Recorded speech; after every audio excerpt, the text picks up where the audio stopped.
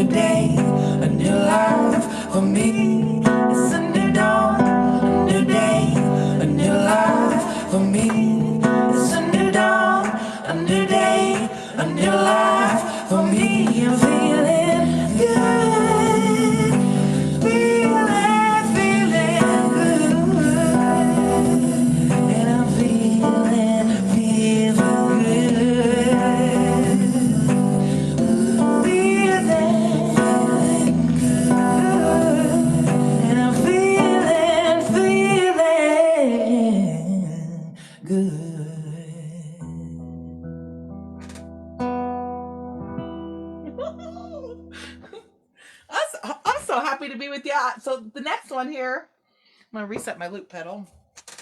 This is, Jason requested that I do some Fleetwood Mac today, and my #1 requested song when I play out in Kansas City is usually Landslide, so I'm going to play a little Landslide for you.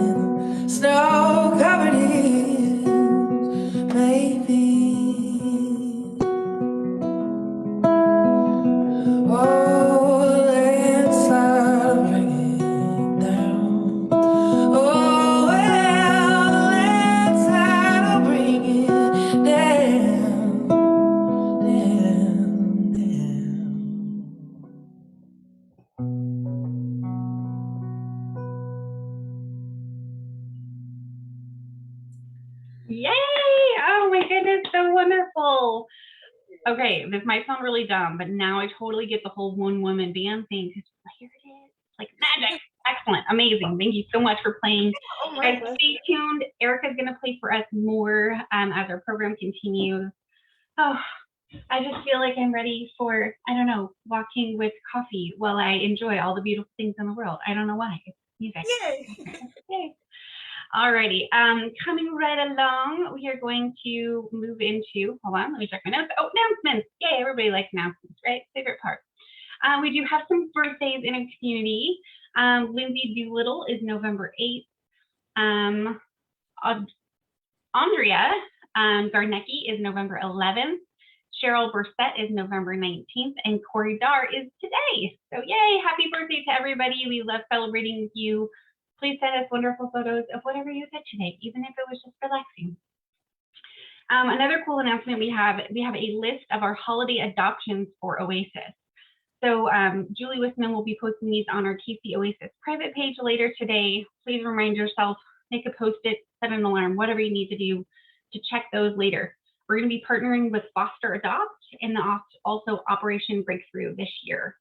So we need all of us to kind of pull together so that we can make sure those communities that we're partnering with have a really great opportunity for an enjoyable season.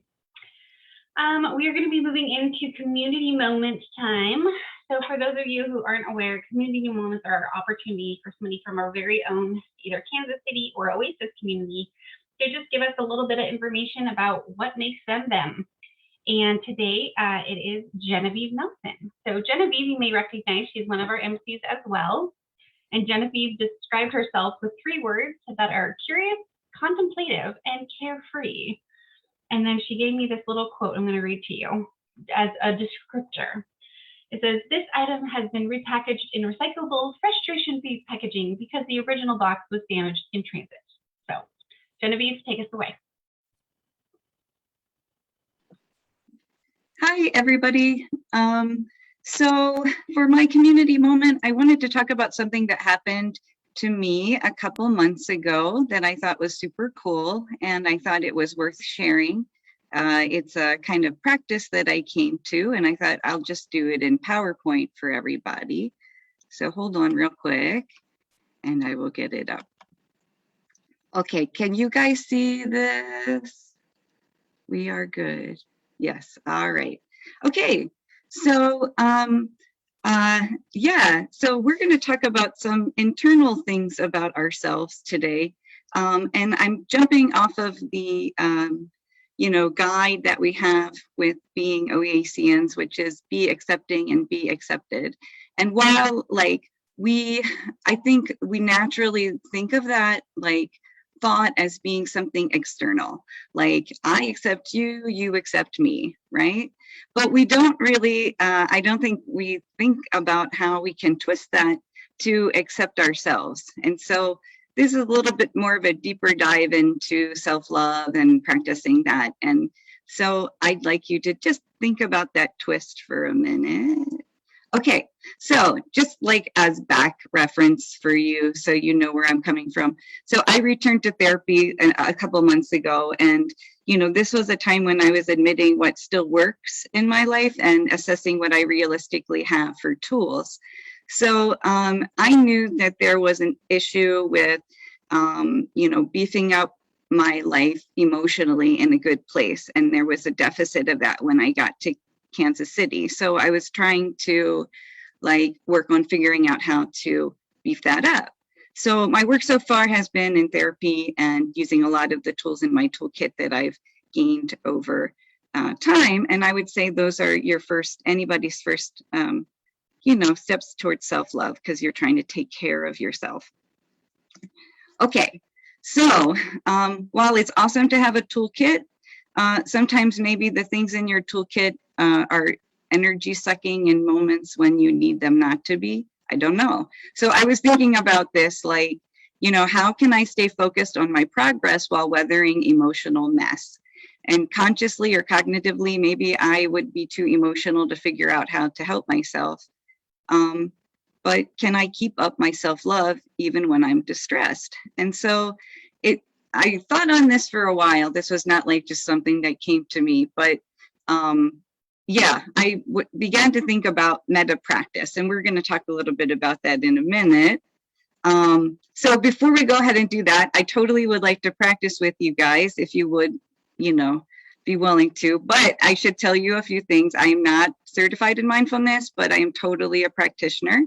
And if you don't want to practice, no worries. You can just take it easy for the next 5 or 10 minutes. And this is probably my mindfulness practice that you could find in a book. I just put 2 and 2 together about what I know about mindfulness and what I needed, and I kind of found this way to come towards it. So as you'll see, but some people may have, apprehension about it, depending on how you look at meditation.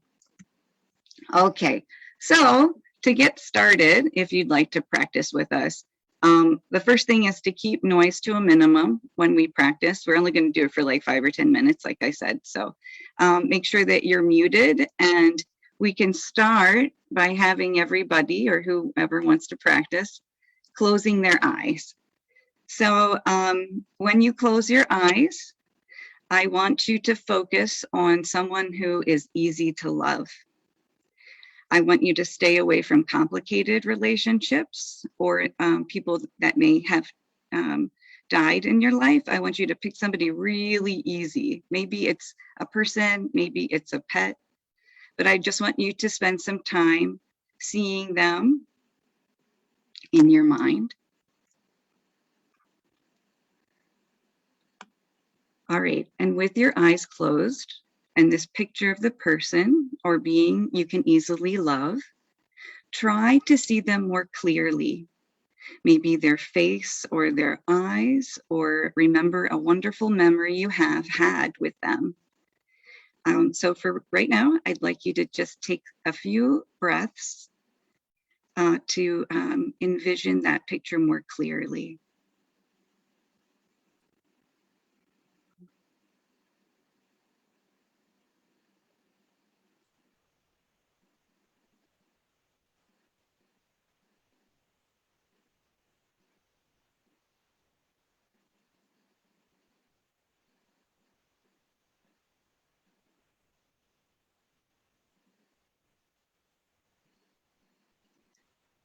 So maybe you're beginning to feel a little bit relaxed thinking about this person.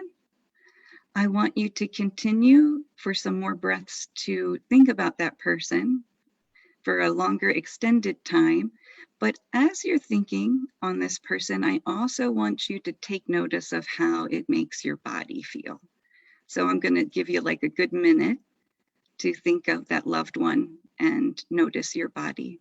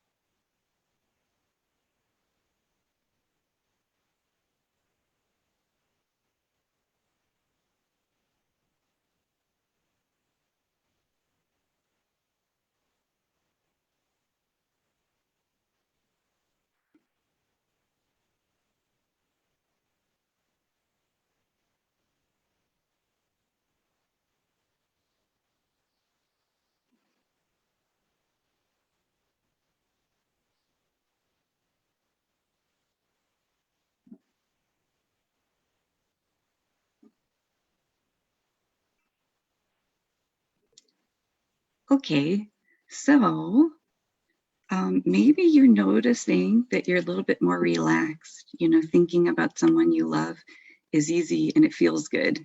Yeah. So I want to move on to the next step with this, where it's the twisty part that I was mentioning earlier about internalizing this. So traditionally with this, when you start to think about somebody that you care about and you start to feel that love flow, a lot of times within mindfulness and a lot of meditation, they will switch things to somebody that's more difficult to love. And it's supposed to help you gain sympathy and empathy for people. It's a very, very good practice. I think it's great for us. But I would like to switch it to something much more internal. Some people may object to this kind of practice, so don't feel any pressure to partake. But we're going to move on to this idea. So what I'd like you to do is to return to closing your eyes and see that person again or being. And maybe you, after a few breaths, you can start to feel that flow of love. Maybe you kind of picked up on it a little bit if there was a little stream of that love you have. Like sometimes I think this is especially useful for parents because it's almost like turning on a spigot and the love just flows. But after a few breaths, I'd like you to begin to turn that focus onto yourself and see if you can catch that flow. So I'm going to give you a good minute. And when you're ready to switch from your loved one to yourself, do that when you're ready.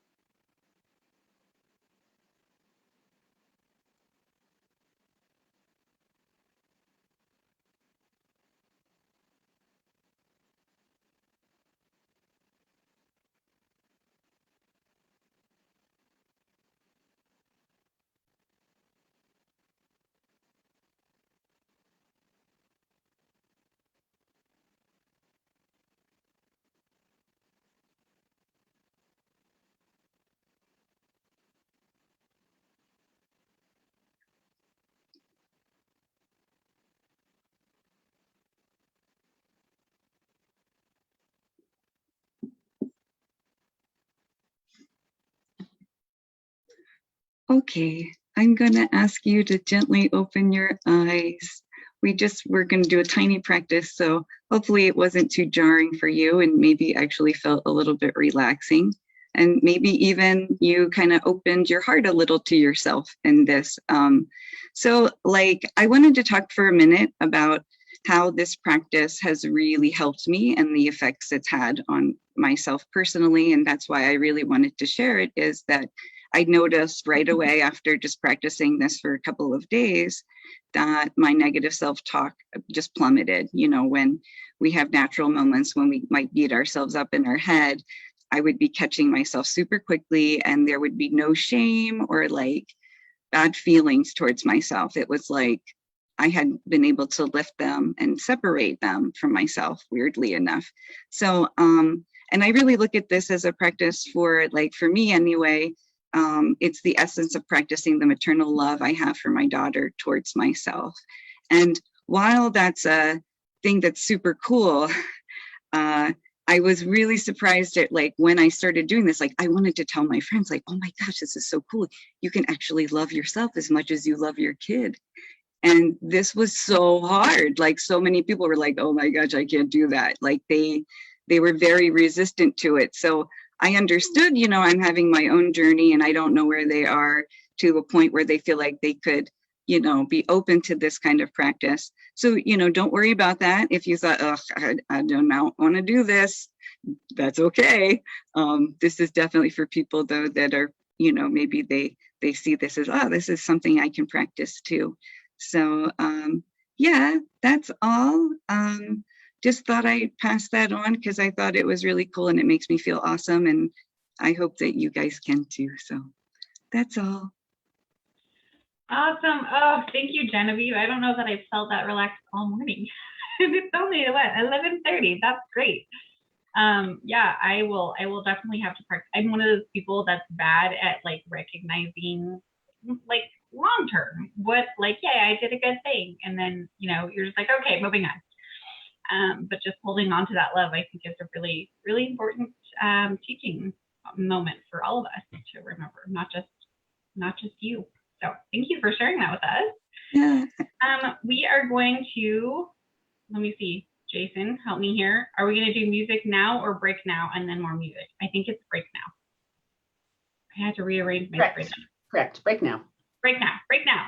So if you guys need a refill on your coffee, Julie's going to break us into breakout rooms to chit chat with one another for a little bit, share your happy feelings, or share what you thought about Bob's Chicken, or whatever you have in mind. And we'll see you in about 10 minutes. See you guys.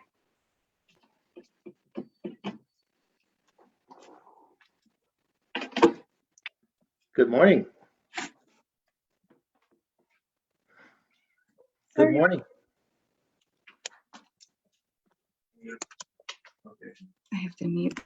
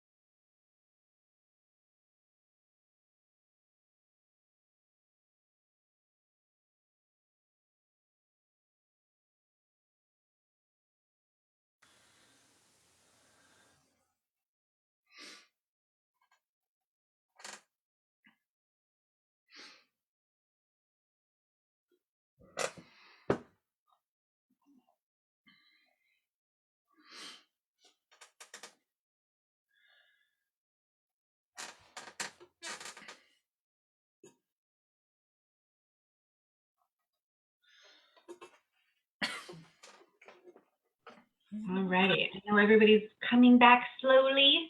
I think everybody's back. I switched out my background. I got a new webcam because my one from, college 1,000 years ago finally died. And I was like, I can do a fancy background now. Yay. Now it is time for Erica to play some more music for us.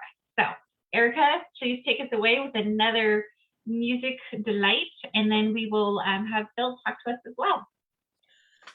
Awesome. Oh, I'm having such a wonderful time hanging out with all of you today. Yay!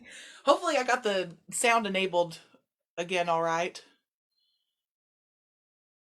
So there we go. Yeah, so Adele's releasing her new album, and that's another one of those artists that people always request that I cover. So I'm going to try to play her new song, or the new single, Go Easy on Me.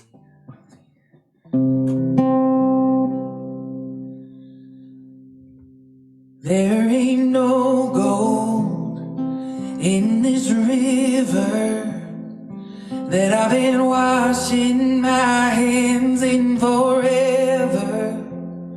And I know there is hope in these waters, but I can't bring myself to swim when I am drowning in this silence. Baby, let me in. Go easy on me, baby. I was still a child, didn't get the chance to feel the world around me. I had no time to choose what I chose to do, so go easy on me.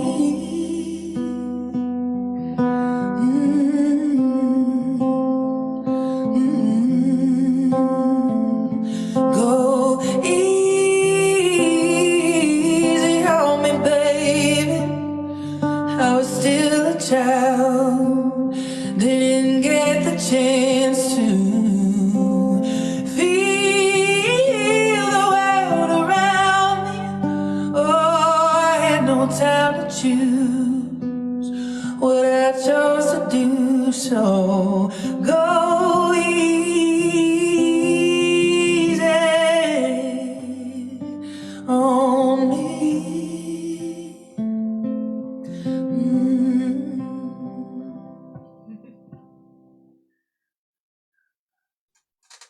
Just gonna do a snippet of it there. Oh, that is just magical. Oh, who doesn't love Adele? And then now you have Erica singing an Adele song. It's mind blowing. Love it. Love it. Thank you, Erica. Thank you. Alrighty. We are going to invite Phil to come on. And I told Phil when we kind of were doing our prep work, I was going to let him do his own intro. That way he could focus on exactly the right pieces. So without any further delays, Phil, please introduce yourself. Tell us all about you. Well, hello everyone. Thanks so much for having me here. It's I've heard about KCUA for so long, of course, from Daryl and other folks that are out that way. So it's awesome to be here. But a little bit, I guess, of the kind of the bio side. So I am on the board of directors for Recovering from Religion and the IT co-director there. I also serve on the board for Foundation Beyond Belief. And also down here just locally here in San Antonio. I'm from Texas, if y'all haven't gotten that from my accent yet. Some people say I have one. I don't know. I say I don't, but whatever. So I'm serve as vice president and the community service coordinator for the Free Thinkers Association of Central Texas. And I also am the coordinator for Austin Atheists Helping the Homeless out in Austin, Texas, if you can believe it. So with that, I'm going to go ahead and share my screen here and just, give kind of my thoughts on just my journey, how that's gone, and what I see as, one of the main pieces of the secular community just in general, and just part of what the secular community needs more of, and, really, drive it home with just the really unexpected journey that I've been on, because it was so none of this, I would have never thought, maybe 8 years ago or so, that I would be giving a talk or being involved as much as I am. But here we are. So let's go ahead and get that started here. Okay. Hopefully everybody can see this well. And, I titled this, Changing Minds One Project at a Time, the Impact of Direct Service for the Secular Community. And that's, I really want to get into things, but just to start us off, if this can move, there it goes. So what I'm going to talk about, I'm going to go a little bit of my background, just a little bit more of that to give you a bit of context. As I grew up transitioning out of religion and engaging in service projects, and then getting into some of the impacts that I've seen personally over these last couple of years, and some tips about getting involved in your own neck of the woods. And so I grew up. There's a little picture of me. It's been so long. This when I look at these pictures, it's adorable. What happened to that? Huh? So I grew up in two church homes, actually, out in the DFW area. One was a Baptist church, one was a Free Church of God in Christ. And these are not just random pictures that you see. These are the actual buildings. They still exist to this day on that side. And so when I was growing up, every major holiday, every volunteer event, so much was centered around church life. It's just the FCOGIC church met on Saturday, the Baptist church met on Sunday, which made for very interesting weekends when they absorbed them together.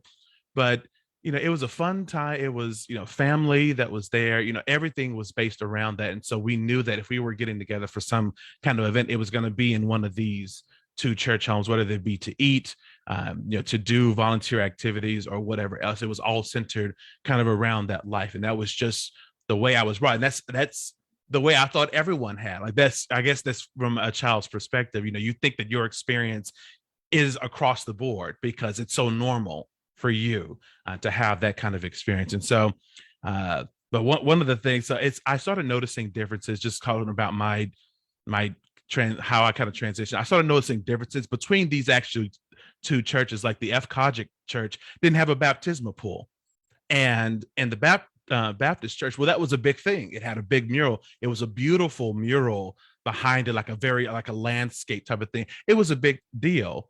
And so I started noticing those differences fairly early. And one of the things that kind of struck me in the FCOGIC church was actually it was a poster of hellfire. And so that's kind of what I tried to recreate here. I wanted to get a picture of it, but I couldn't find a picture. But this is literally what it looked like on the wall. So imagine 7 feet tall on the wall, right behind the piano organ, where it had all of these words like, okay, you're murderers, basically everything that made you deserving of the lake of fire, from big to small. It was huge.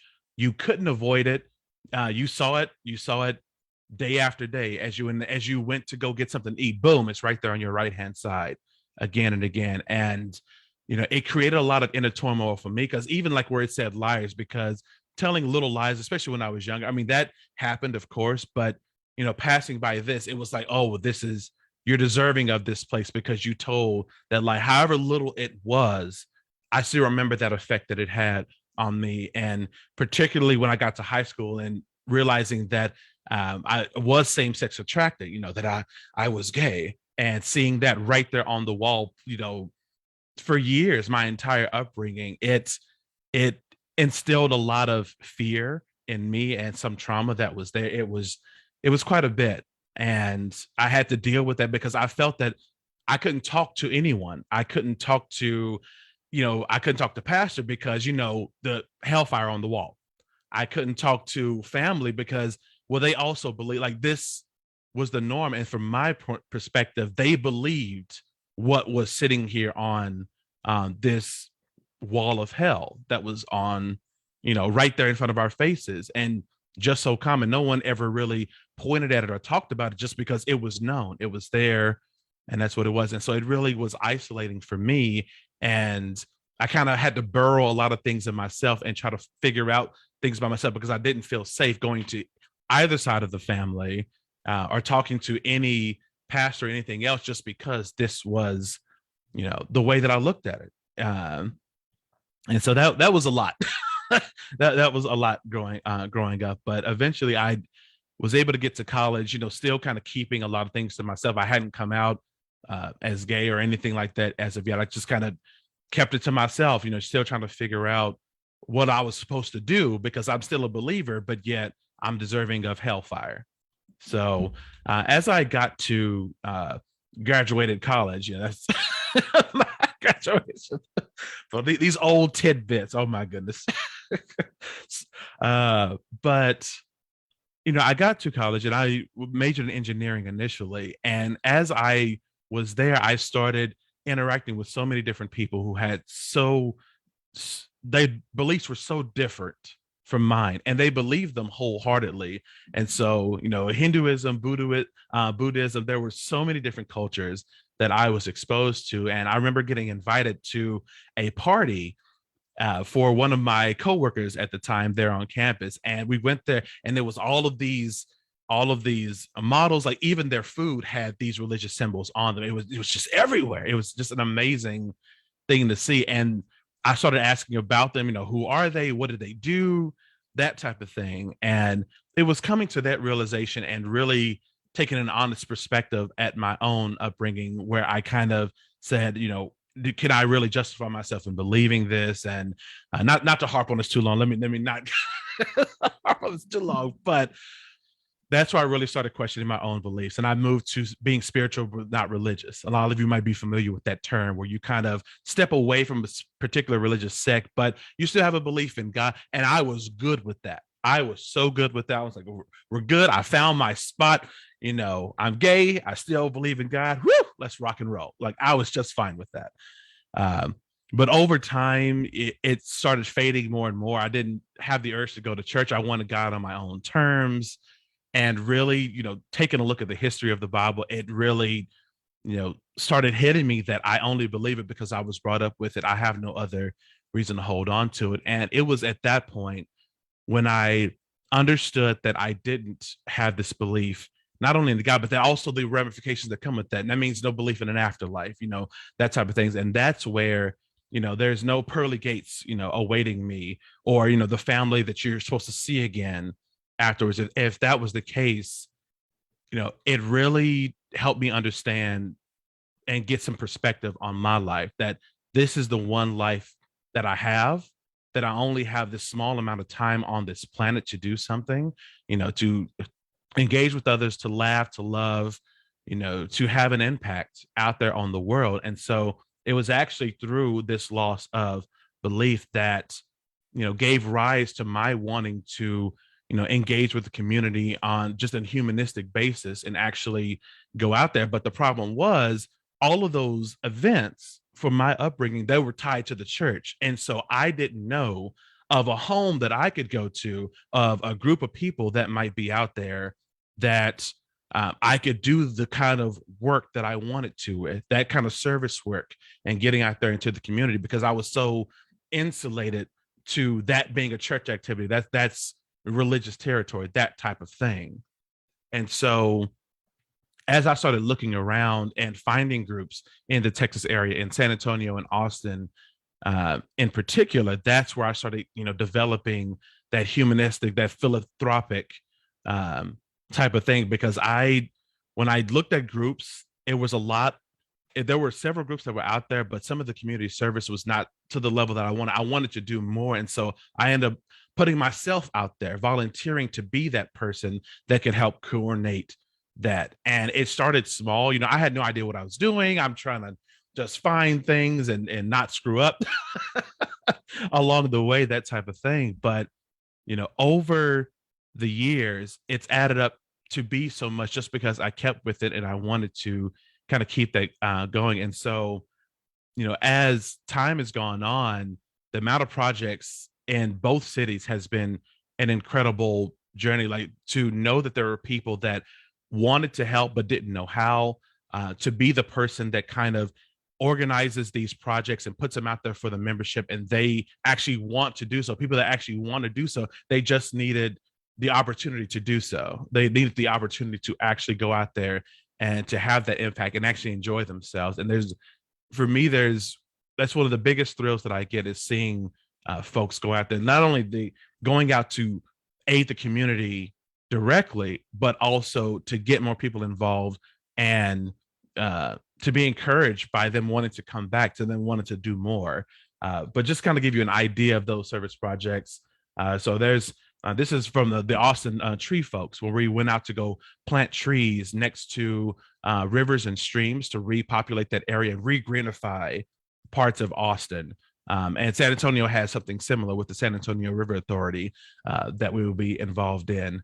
But going out to clean up streets with Keep Austin Beautiful, literally going out to clean half-mile stretches in the city of Austin to keep those avenues clean. And so there's a small group of us there. I think there's David. I think he may have spoken to y'all before, David Oliverio. I'm not sure, but he may have. Maybe it was a Houston Oasis, but we built wheelchair ramps. And so this was a big thing down in San Antonio, especially, but I also brought it to Austin for a small time, where we build wheelchair ramps for those that are low income disabled residents. So this one was actually a very long one. This was out at a trailer park, as a matter of fact. And so we actually built it up to that home for those that couldn't afford it, but needed some type of way to be able to enter and exit their home on their own accord. And it had a huge impact right there in front of your face when you see someone emerging from their dwelling on their own with a wheelchair, being able to come out on their own rather than having assistance, or in the first instance in San Antonio, actually had to be carried down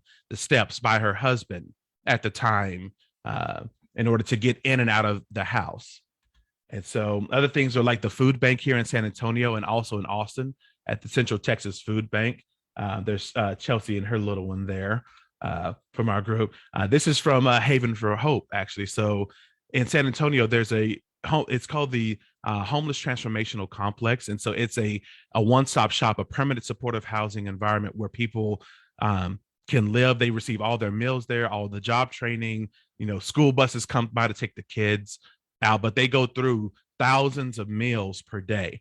It is a huge operation. And so here we are at the Haven for Hope making sandwiches actually there. And that's Jackie there with the big smile, and Letty that are right there at the front, some of our FACT members that are down there. And this is Austin Atheists Helping the Homeless. And so this is actually where we're going out into the community to give people supplies, to give people food, to give people hygiene supplies for those who menstruate, water. And we had some cupcakes here as well. This was from our 10th anniversary. So we had an actual cake there that we cut up and gave to each one. These are obviously pre-COVID, if you can tell. But also once COVID hit, that just heightened the need for people being out there. And so we started going out with masks on and everything else. This is one of the areas that we served on Riverside in Austin, where people were on a large median with tents and other structures. And so we got out there with our trolley and to distribute more supplies that way. And so that work has continued even though COVID has gone on.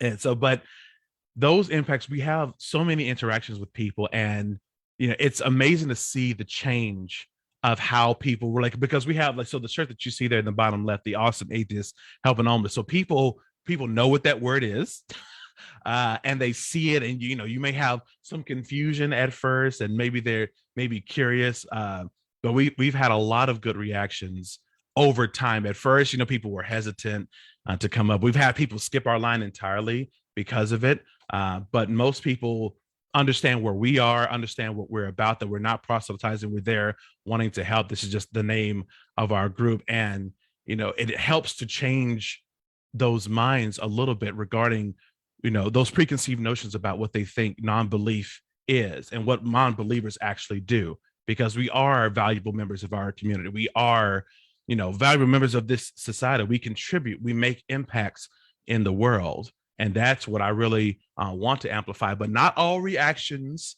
have been good. There's been some notable ones over time. And so I'm going to illustrate this one for you, even though it'll be very interesting. This is using the latest of equipment here, but here we go. So imagine we were setting up at a table like you saw before. So we had just maybe one or two tables out. And all of a sudden, this big truck rolls up. So this is high quality artwork here, high quality artwork. A big truck rolls up, blaring music out, which I can only describe as like Christian death metal, almost like that type of vibe, that Christian rock, Christian death metal. And several people get out of the vehicle and they're talking to us, like shouting us down from the truck, talking about, different, religious threats and stuff like that, that type of thing behind us. And then someone comes into the back of the truck with an actual megaphone to shout even more over at us. And this lasted for about maybe 5 minutes or so as they were just talking. They were so loud that folks that were religious in line, for those experiencing homelessness coming through the line, were actually apologizing to us for the behavior of these individuals that they didn't know. Of course, they didn't know, who these people were, but it was incredible to have that. But even though, you have those bad reactions, we're still having an impact, and it still makes a difference out there.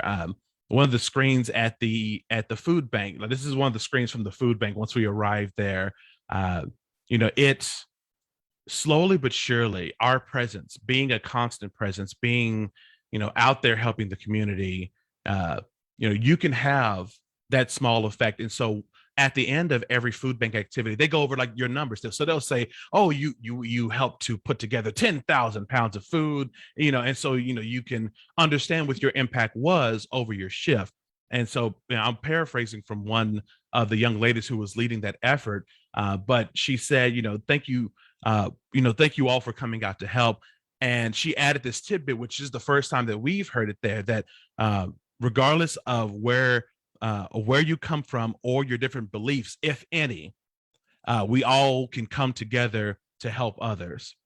And it's something, we took note of. A lot of people wouldn't think twice about it.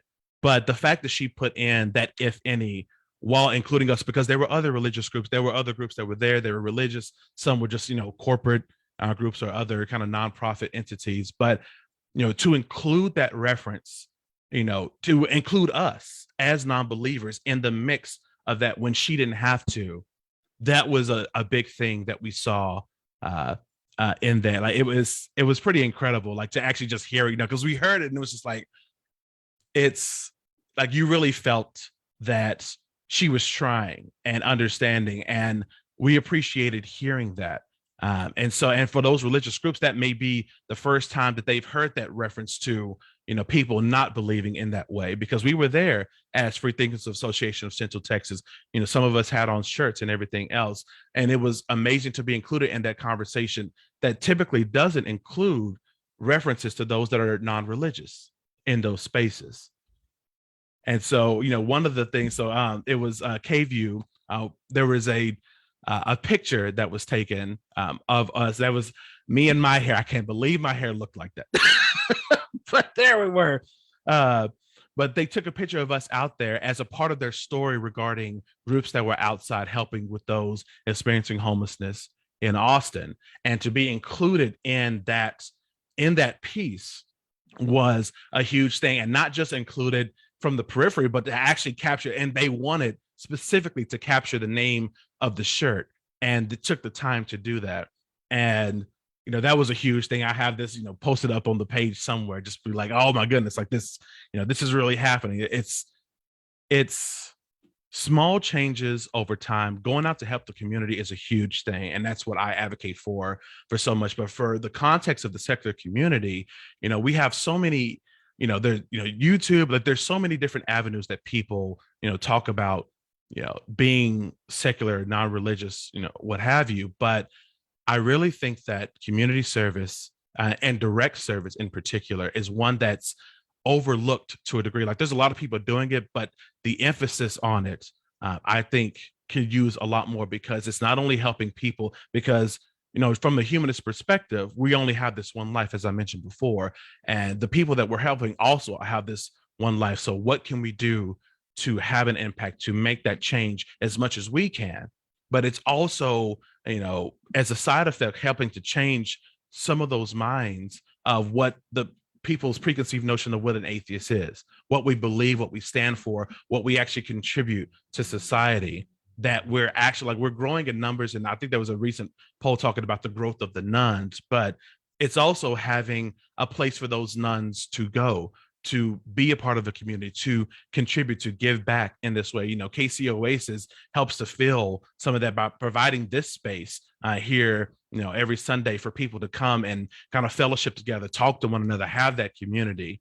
And a part of that is getting out there in the community and making a difference ourselves. To me, I think it's an underestimated impact on changing the hearts and minds of what, people that are religious think of people that are not. And so we've, included on this, we partnered with I Support the Girls, which, happened for this. They provide all of our feminine hygiene supplies, and they were able to partner with us and weren't scared to do so. Weren't scared to put that out there, that they, support what we do. And they come out there. It's now been over 4 years since they supplied all of our hygiene supplies for those who menstruate out there on the streets, and are proud of that. And it's an amazing feeling to have people that, look at you, they see our atheist in our name and are not dissuaded by that. And that's exactly, what we're, really trying to push out there. And so, oh dear, well, I guess my animation didn't come together, but it's all right. But getting involved in your community it's so important in your local neck of the woods. I'm here in Texas, of course. I'm here in Texas. And so, research activities in your area. Rather than starting from scratch, there may be something like a food bank, something that already has infrastructure that your group can latch onto, including events for kids, for those in your groups with kids. I've had a lot of experience of getting different activities like painting graffiti in San Antonio that could be done by kids of all ages. And so we added that down here. And the Texas Diaper Bank, going to fill diapers at the Texas Diaper Bank, that was something that kids could also get into, because there's so many families, secular families, that are out there that are trying to keep their families involved. But if you don't have any events that can cater and help those kids be involved, then those families may not come out as much, if at all. And so that's important to have, to be yourself while you're out there. If you're out and if you have a t-shirt that has something out there, don't be afraid to do that and be yourself. And one thing I will say is to don't underestimate your impact that you can have, not only on people, observing, but also on the people that you're helping. And so at the start of the pandemic, and I'll kind of close up with this, at the start of the pandemic, they're usually in Austin every Sunday. There are groups that come out, religious groups and others that will come out to help those experiencing homelessness. In March of 2020, all of those groups kind of closed their shop because, of course, the pandemic was just starting. All of the new rules and regulations coming from Texas, the county, everything was coming out. When we went out in April, which was a huge decision of our own to say, how can we do this safely, trying to figure out what those protocols would be, not a single person was out there. No other groups came out. And so all of a sudden, the group that was already marginalized and depending on help from people, all of a sudden had that support bottom out overnight. And you could see the desperation on people's faces when we were handing out those items, that food out there. People, you could see in their faces, they were scared to death that we were going to run out at any moment, hand out that last bag and say, we have no more for you, and we're a small group. We're not this large, behemoth group with, millions of funding. We're a small group that's funded by donations from regular people, donations from the volunteers themselves to get items out there. But the impact that you saw on people's faces that day was incredible. And I'll end with this one. Just about 3 weeks ago, we received a call from a young lady who was on an Austin bus stop, and she was trying to get to a shelter that was about 15 to 20 miles away and had no way to get there. And she called the number that we posted on our Facebook and got a hold of me. And I started chatting with my groups, and we were able to get her successfully transitioned into this long-term shelter arrangement. She was there with all the belongings, all of her clothes, bags of clothes, everything on the corner. And she was kind of at the end of her rope. She had a cell phone, one of the free cell phones that you can get that was low on charge, but she used it to try to reach out to us kind of in desperation is what it seemed like. But in that day, we were able to get her to that shelter, get her checked in, and she was good to go. And, the gratitude that she showed of us being able to get her there when she was at the end of her rope and didn't know what she was going to do, but she heard about us from someone else that knew that we existed and was able to look us up and find. And it didn't require a lot of infrastructure. She called a free Google Voice number. That's our number that we have online. It's just a free number that we signed up just to have in case someone got lost or something on the way to a giveaway. That's all it was meant for. But just being there, being available, picking up the phone, just being in the community and willing to respond where we could is what got her to that long-term shelter environment. And it was an amazing feeling. It was a small thing. It's one person, how big does it mean? But for her, that meant the world. That small effort meant the world. And so I will actually end with it. This was a quote that I put on the page some time ago when someone asked, why you're out here? Because we get that question a lot as atheists, why are you out here? And I'll just read it here. What I explained is that we all live together in this society, and there's no help coming that we know of to fix the problems we see around us, except what we come together to solve. The small impact that we have on people's lives every month matters. It matters to us, Austin AHH volunteers. It matters to our friends and neighbors that receive items in our line. It matters to making our world that we share together just a little bit brighter. There is no deity required to care about others. We are all in this together. It's what we do. Yeah, thank you.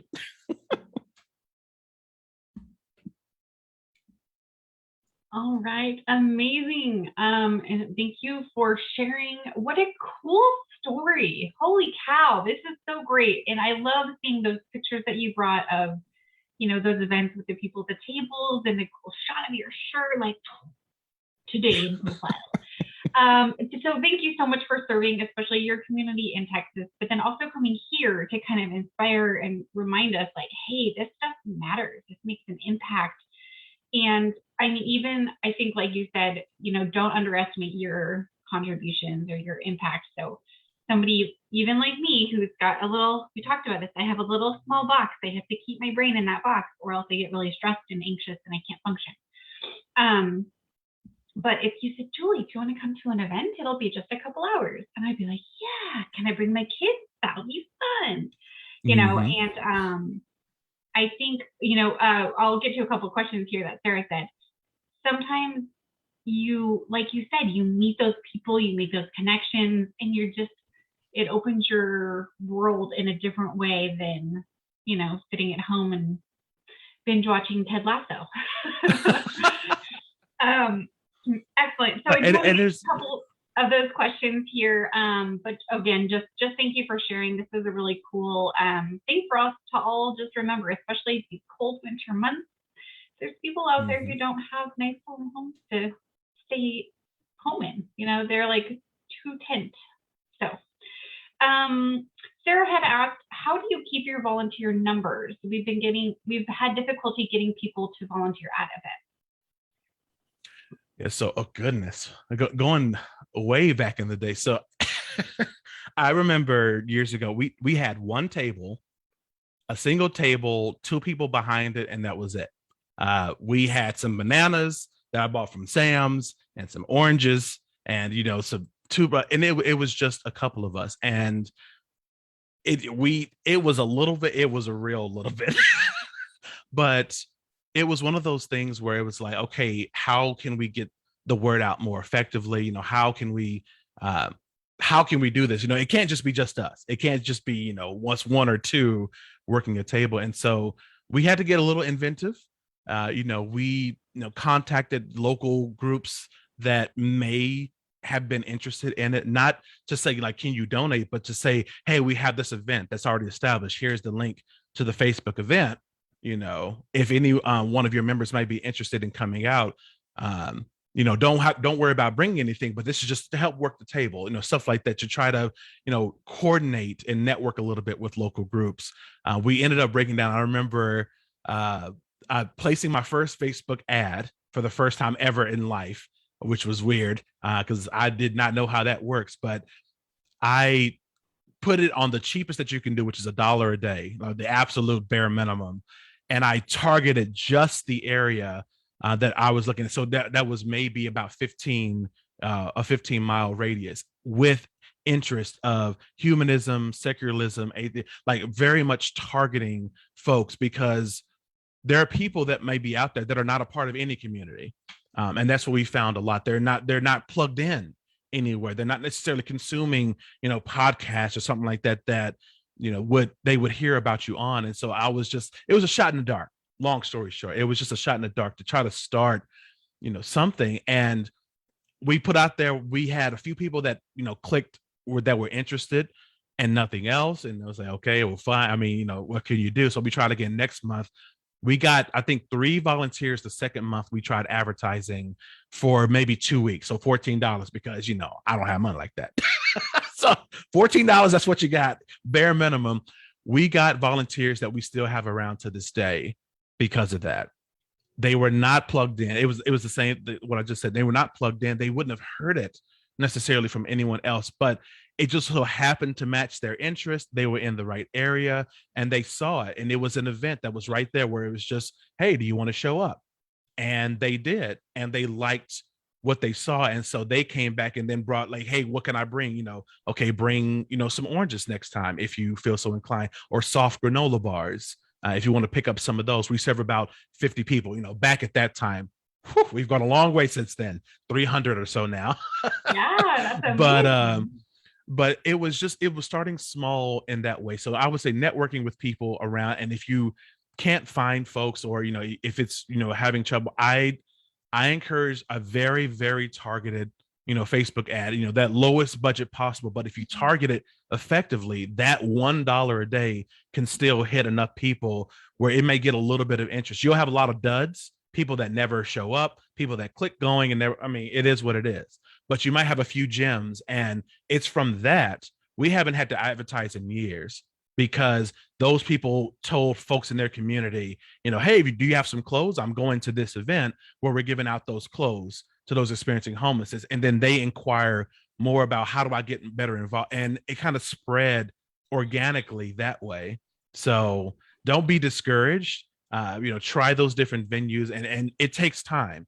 So I would just say that don't be discouraged if those numbers are not there. But if you're providing an event that fulfills people, that people want to come back to, when they show up that, first or second time, that's what will really hook them in. But not everyone's going to be a keeper, and that's fine. But it's still worth trying anyway, and getting those few that do really want to help and contribute their time. Super helpful information. I know I did a tabling event at, I don't know, some sort of like small town festival. I was like, well, I have my kids with me. Is that okay? And they're like, yeah. So like having my kids there, they're like, oh yeah, Oasis is fun. You should come to that. But they don't really get it more than that. But just having them there was like, wow, this must be like a family place. So I feel like a lot of families kind of gravitated toward us that day, because I was like, yeah, we're just normal people just hanging out in the world, doing our thing. Some That's people awesome. had flyers, and some people were like, all right, we're going to play with the clay that you brought, and then we're going to peace out. And we're like, all right, that's good. Take your clay with you. Really quickly, I just wanted to kind of present to the group, one of the things that you've been saying is those experiencing homelessness. And I think I can tell you're doing that really intentionally. And I just wanted to make sure I brought it to everybody's attention. We do this in the medical community as well for, different illnesses or conditions or things like that. But correct me if I'm wrong. My guess is you're doing this to remind all of us that this is hopefully a temporary situation for them. It's not a definition of who they are as a person. Right.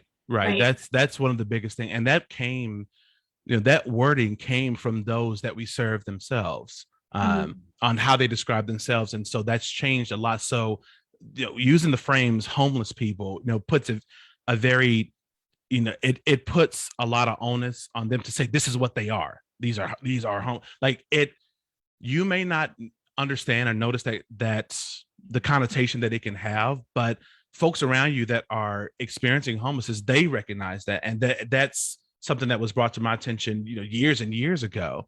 And so it's, it's keeping in mind and centering the people that you're trying to aid in the first place, taking their thoughts and considerations into action. That we do surveys to say basically what are we doing good, and what can we improve on. What are items that you think that we could provide on a large scale that we're not doing.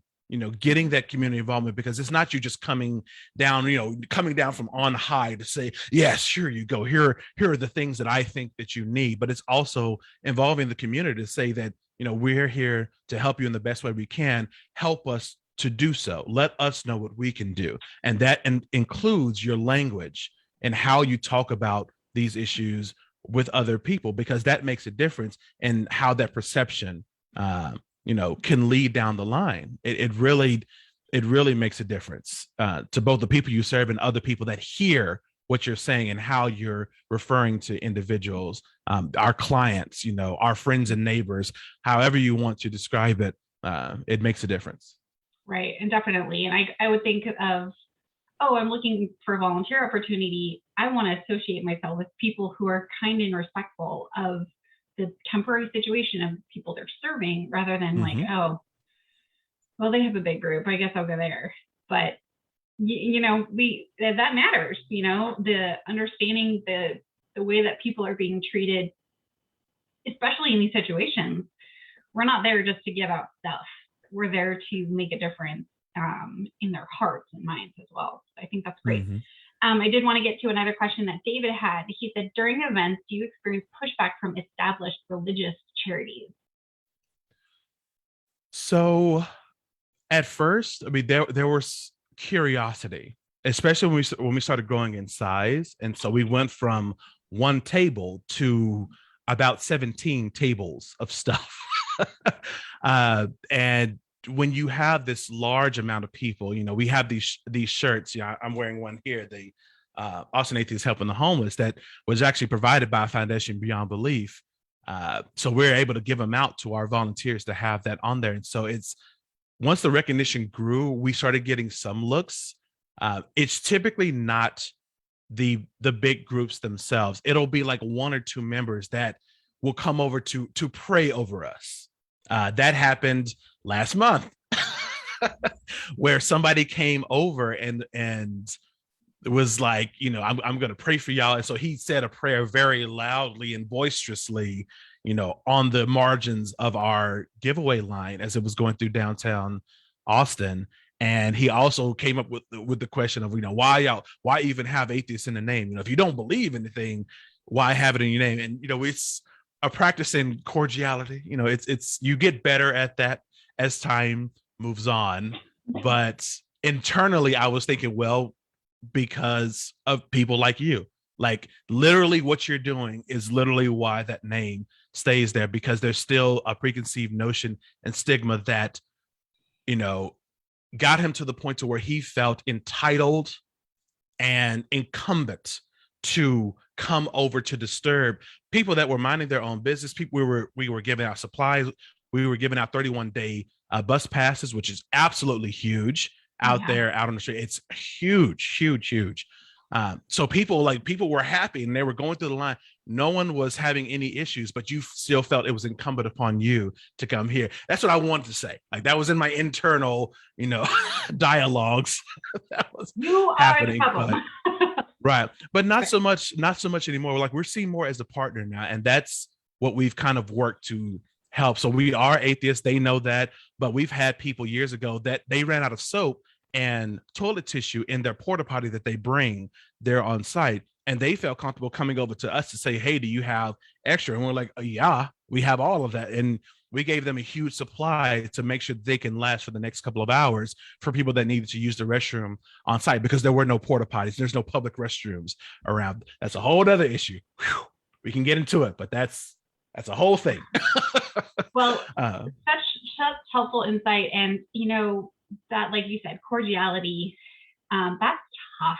That is really difficult to just kind of like be the bigger person. I guarantee you, if I ask every single person tuning in today, they could all tell a story about times they did well with that and maybe times they didn't do so well with that. So We are going to wrap up just a little bit. We want to have Erica play for us one more song. But thank you so much for coming, Phil.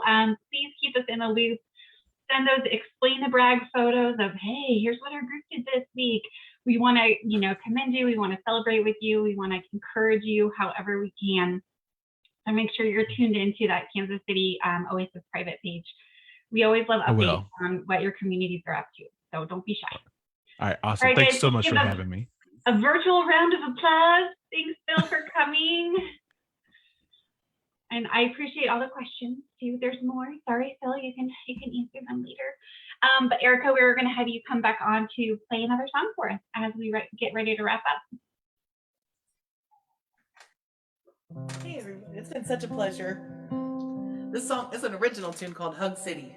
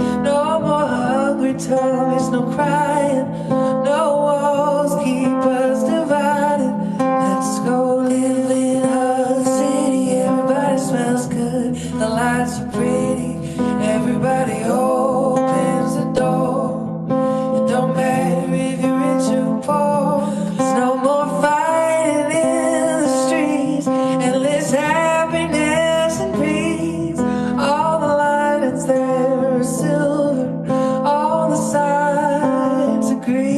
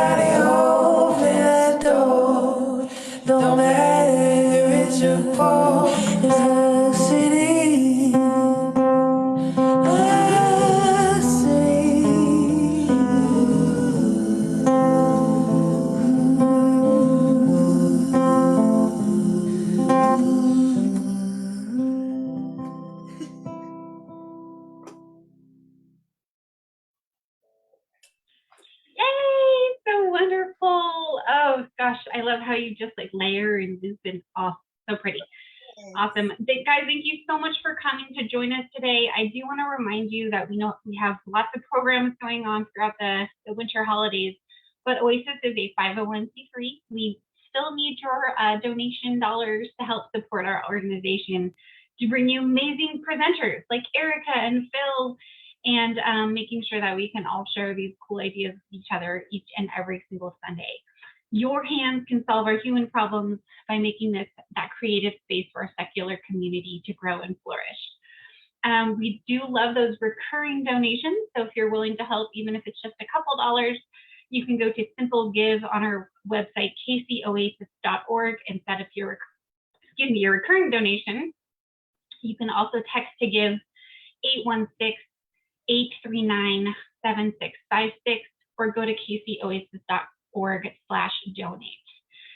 We are going to have next week, Kelly Rothner will be our featured speaker. Wyatt West will be our musical guest, and MK will be giving us a community moment all the way from Holland. So special thanks to Erica for playing just such wonderful, heartwarming music. Genevieve, thank you for your presentation, teaching us a little bit about more mindful meditation. And then Phil, of course, for teaching us more about how we can give back to our communities. Thank you all so much. And until next time, we'll see you